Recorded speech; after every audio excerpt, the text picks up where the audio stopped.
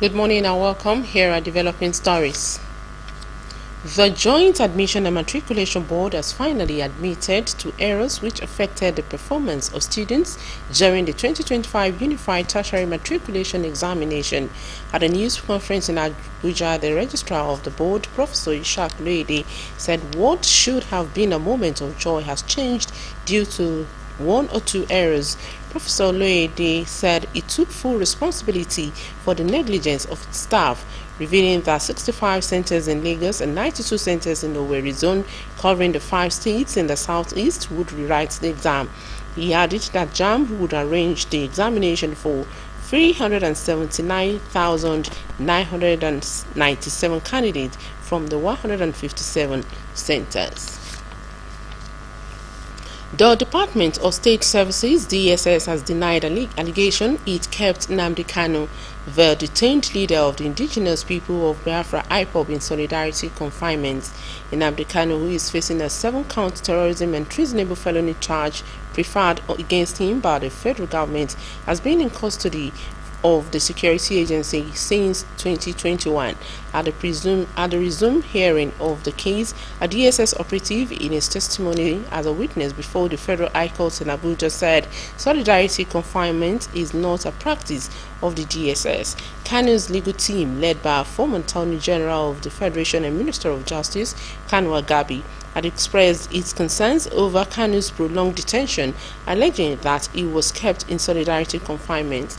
Not deterred by the response, the senior advocate further queried the legality of Kanu's continued detention, which he said constituted cruel and inhumane treatment. Kanu is facing a 7-count terrorism and treasonable felony charge preferred against him by the federal government. A bill seeking the establishment of the National Rice Development Council to drive the comprehensive development of Nigeria's rice sector has successfully passed its second reading in the Senate. The proposed legislation aims to coordinate activities among rice farmers, processors, millers, researchers, and markets to optimize the entire rice value chain. President of the Senate, Godswill Akpabio, referred the bill to the Senate Committee on Agriculture for further legislative scrutiny.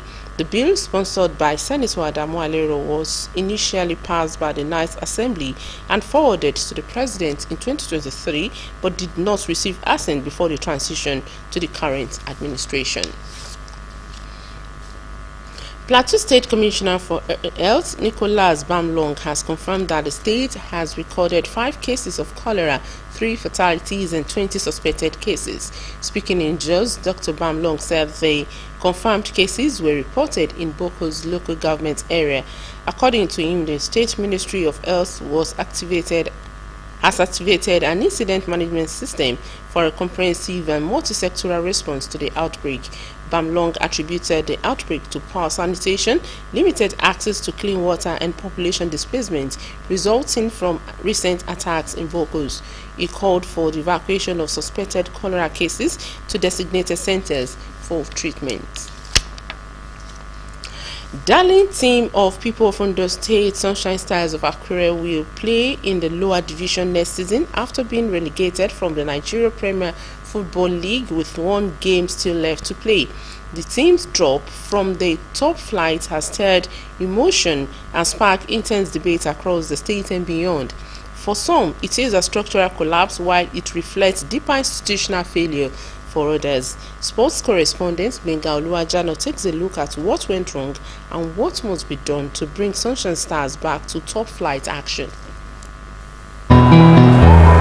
So, successive corners for Sunshine Stars and a great goal! Once a team feared across the nation and beyond, Sunshine Stars Football Club of Akure carried the hopes of Ondo State rising to the semi-finals of the CAF Confederations Cup in 2011 and the CAF Champions League in 2012.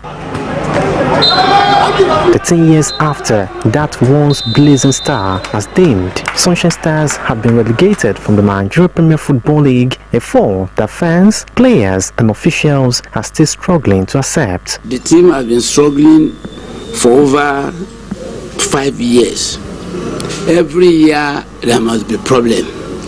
Every year there must be problem. People of lax mind, including me and some other stakeholders, we come together with FA, and make sure that the team survive relegation. Quite unfortunate to see our darling Sunshine Stars relegating to the NLL. 12, 13 years ago, we saw them playing in the CAF Champions League, even got to the semi-final. But I think, there is no magic in football. We have to do the right thing to get the right results.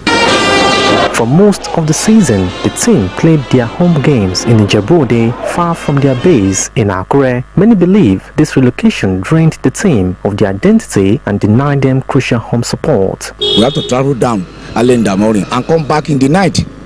We have been suffering, we have been facing a lot of things because of Sunshine, but it's just unfortunate that the team went down on relegation. You see, when you have your supporters chanting your name, supporting you, I think that alone will motivate the players to play very well.